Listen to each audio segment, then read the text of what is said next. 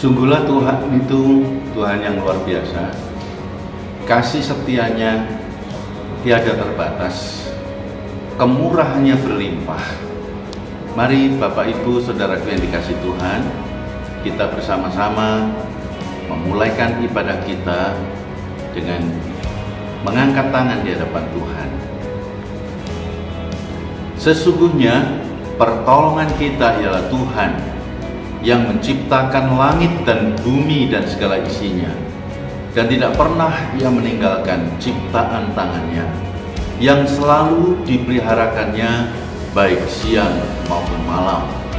Turunlah damai sejahtera dari Allah Bapa dan dari Yesus Kristus Tuhan kita saat kita beribadah kepadanya. Amin.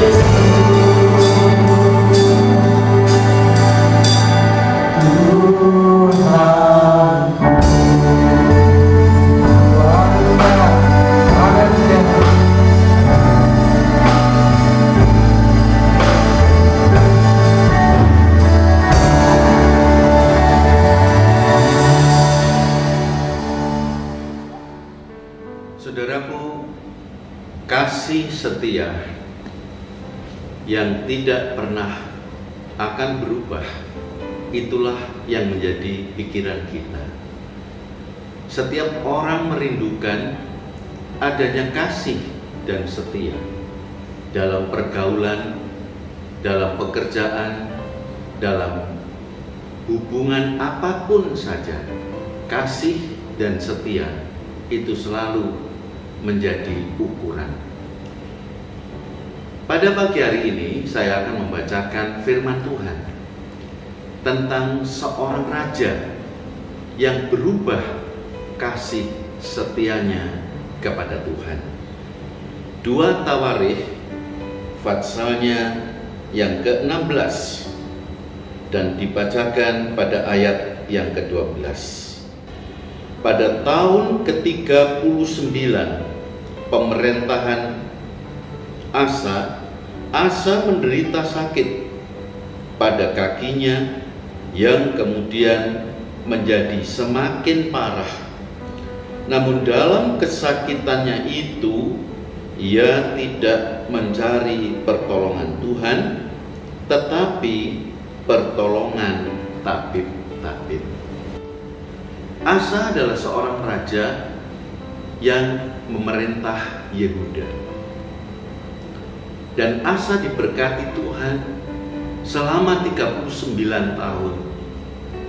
Pada awal pemerintahannya, dia dinubuatkan oleh seorang nabi dan diurapi, dan luar biasa. Tahun pertama sampai tahun ke-9, Tuhan tidak pernah meninggalkannya. Selalu saja penyertaan, berkat-berkatnya, pertolongannya, kemenangan demi kemenangan Tuhan nyatakan.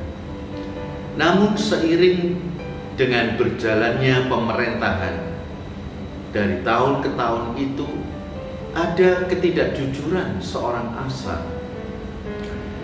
Karena ketika dia berhasil, maka satu hal yang dia rindukan, jangan ada musuh-musuh lain, jangan ada tentara-tentara lain, jangan ada negara lain yang menjadi rivalnya. Dan dia paling tidak suka ketika dia mendapat musuh. Dan pada saat itu, saudaraku, ada sebuah kecemburuan yang luar biasa. Ketika dia mendapat serangan dari Raja Israel, maka dia bekerja sama dengan orang lain, dengan bangsa lain, mengharapkan supaya ada halangan-halangan kepada Raja Israel.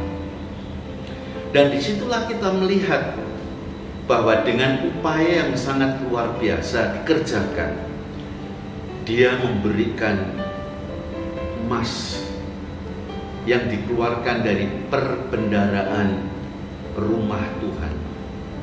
Ia juga mengeluarkan emas dari perbendaharaan kerajaan, hanya dengan maksud supaya dia melakukan hal-hal yang di luar dugaan terhadap Israel, agar Israel dihentikan rencana serangan-serangannya yang dimulaikan dari membatasi kerjasama, membatasi komunikasi melalui jalan yang ditutupnya, yang dihimpitnya, sehingga terjadilah seperti itu. Niatnya sangat buruk, saudara, dan kejahatan ini ditegur oleh seorang pelihat. Dan setelah dia diberitahukan akan kesalahannya, maka semakin pahitlah hatinya. Dan pada tahun yang ke-39 itu, Raja Asa menderita sakit. Sakit berada di kakinya, dan sakitnya itu, saudara, tidak kunjung sembuh. Sampai pada akhirnya dia wafat. Tapi di tengah-tengah sakitnya itu yang sangat disayangkan, dia tidak meminta pertolongan kepada Tuhan. Dia malah meminta pertolongan kepada tabib-tabib. Dia sudah tidak lagi mempercayai Tuhan. Dia sudah tidak lagi mengasihi Tuhan. Dia tidak lagi mengindahkan Tuhan. Dia sudah tidak lagi yakin akan pertolongan Tuhan yang sudah dikecap selama 39 tahun. Disitulah saudaraku, kasih setia Asa berubah. Kasih setianya berubah. Mengapa? Karena dia mempertahankan kepemimpinannya. Dia tidak suka akan adanya orang lain yang menjadi rivalnya. Dia tidak suka ada raja-raja lain yang menjadi pesaing dalam kepemimpinannya. Dengan akal yang sudah tidak sehat, dia melakukan suap. Kita bisa menarik sebuah pelajaran. Semakin orang takut akan kedudukannya, semakin orang takut akan posisinya, ia berusaha untuk melakukan sesuatu demi kebaikan dirinya dan mencoba untuk menyingkirkan yang lain. Sehingga Asa terlihat dalam hal ini, kekhawatiran-kekhawatirannya semakin menguasai dirinya, dan dia melibatkan bangsa lain yang tidak mempercayai akan Tuhan untuk menghancurkan Israel. Konon Yehuda dan Israel adalah satu, tetapi karena Yehuda dipimpin oleh Raja Asa, dan Asa tidak mau suku-suku dari Israel yang lainnya lebih dominan, maka dia lebih cenderung untuk mengalahkan dengan cara yang kurang sehat. Ada sebuah ayat, saudaraku, yang memberikan gambaran kepada kita. Dalam kitab Amsal dikatakan, Amsal pasal yang ketiga, dari ayat yang ketiga berkata demikian: janganlah kiranya kasih dan setia meninggalkan engkau, tetapi kalungkanlah itu pada lehermu, tuliskanlah itu pada lohat. Kalau dulu Asa itu dekat hubungannya dengan Tuhan, bahkan dia berbuat apa yang benar di mata Tuhan. Dia meniadakan tempat-tempat penyembahan berhala, dan dia juga merobohkan patung-patung berhala. Tetapi saudaraku, ketika dia berhasil dan tidak mau dikalahkan oleh yang lain, maka dia berubah kasih setianya. Kembali pada kitab Amsal pasal yang ketiga, ayat yang ketiga, menjadi sebuah pembelajaran bagi kita semua bahwa kasih setia itu diharapkan dapat menjadi kekuatannya. Ditekankan, jangan engkau meninggalkan kasih setiamu, tetapi kalungkanlah itu pada lehermu dan tuliskanlah pada loh hati. Kenapa manusia bisa berubah kasih setianya? Mungkin yang terlihat adalah dalam hubungan keluarga, suami istri bisa berubah kasih setianya karena ekonomi.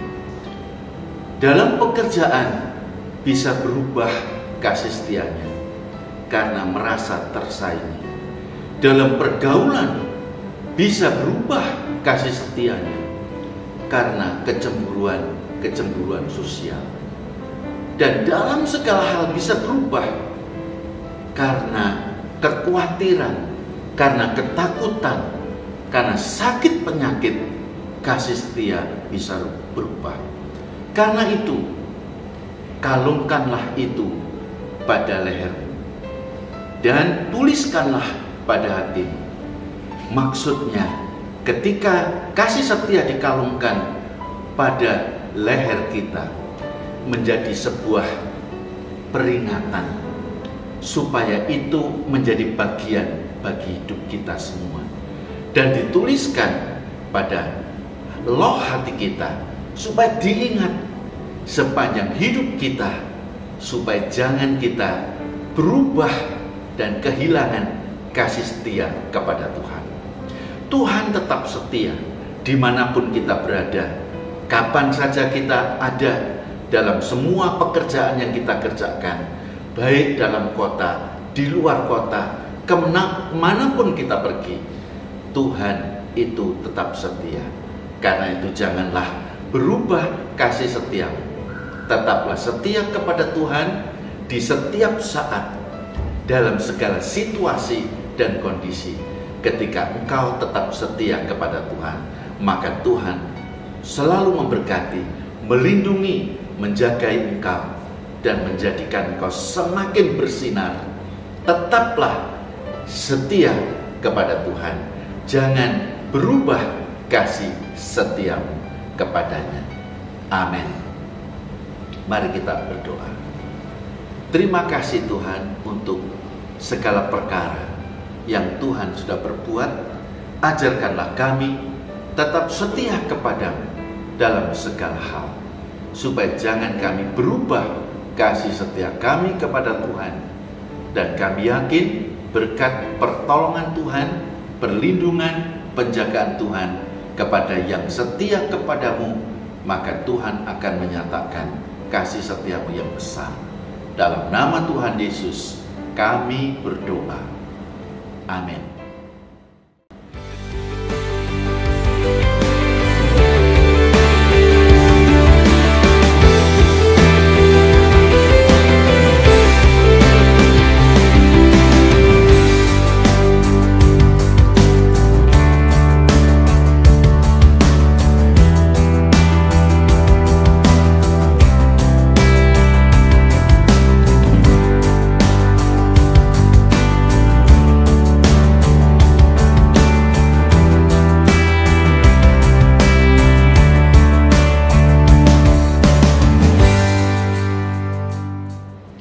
Kita telah mendengar firman Tuhan, dan jangan lupa bahwa doa itu sangat luar biasa. Sekecil apa, sependek apa doa kita, tapi Allah kita mendengar dan melakukan sesuai dengan apa yang kita doakan. Mari kita berdoa. Bapa di dalam kerajaan sorga, berterima kasih Engkau telah memberkati kami dengan kebenaran firman-Mu. Dan kiranya dengan kebenaran firman Tuhan itu, kasih setia yang ada pada umat-Mu semakin bertambah, dan kami tidak menjauh dari kasih setia kepada Tuhan. Secara khusus kami berdoa Bapa untuk Indonesia. Buatlah Indonesia semakin taat kepadamu, menghormati Engkau, dan percaya kepada Tuhan, kuasa-Mu, mujizat-Mu, pertolongan-Mu. Terutama orang-orang percaya kepada Tuhan, memberkati para pendeta, memberkati para pengerja, memberkati Tuhan setiap gereja yang beribadah kepadamu. Dan secara khusus kami berdoa untuk kejahatan yang selalu muncul di negara tercinta Indonesia ini. Tolonglah ya Bapa, berikan kepada Indonesia ketabahan dalam menghadapi kesulitan-kesulitan ini.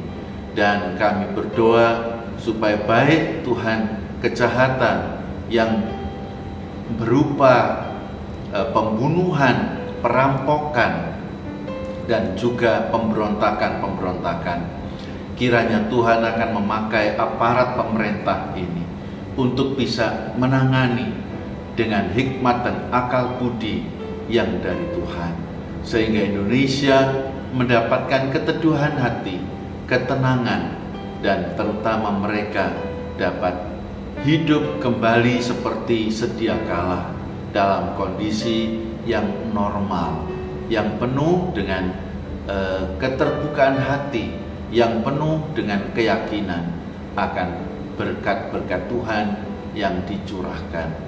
Kami juga berdoa pada saat ini untuk jemaat Gereja Isa Al-Masih Majapahit, memberkati Tuhan dari anak sekolah minggu, pemuda remaja, dan jemaat umum, terutama para pengerja, baik kasubit maupun para diaken. Berkat Tuhan berlimpah. Kami hendak mengaturkan persembahan kepadamu, kiranya dengan persembahan yang kami percayakan kepadamu ini akan menjadikan berkat dan menjadikan sarana untuk perluasan kerajaan Allah di muka bumi ini melalui Gereja Isa Al-Masih Jemaat Majapahit. Memberkati setiap pribadi yang mengaturkan persembahannya sebagai bukti ketaatan. Dan inilah doa kami, dalam nama Tuhan Yesus kami mengucap syukur. Sekarang kita mengangkat kedua tangan kita di hadapan Bapa, dan kami akhiri ibadah ini dengan mempercayakan aktivitas kita dan segala sesuatu yang akan kita kerjakan pada hari ini. Maka sekarang saudaraku yang dikasihi Tuhan, kembalilah engkau kepada keluarga, rumah tangga, dan aktivitasmu pada hari ini, dan biarlah wajah Allah menyinari engkau di siang dan malam, dan engkau tampil bersinar oleh kemurahan Allah. Maka Kristus berdiam di dalam hatimu dan di rumah tanggamu, sehingga engkau dibuatnya menjadi berhasil. Dan biarlah Roh-Nya yang kudus akan selalu menghibur, menuntun, memimpin, dan bahkan selalu memberikan penyertaannya mulai sekarang hingga Maranatha, Tuhan Yesus datang kembali pada kali yang kedua. Haleluya. Amin.